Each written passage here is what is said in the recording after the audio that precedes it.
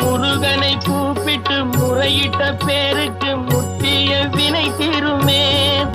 உடல் பற்றிய பிணியாருமே வாழ்க்கை முற்றிலுமே நலம் பெற்று இனி துரமெத்த இன்பம் சேருமே.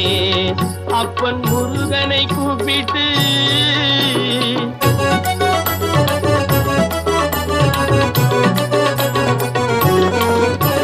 குமரனை கும்பிட்டு கொண்டாடுவோருக்கு குமரனை கும்பிட்டு கொண்டாடுவோருக்கு குறைகள் யாவும் போகுமே.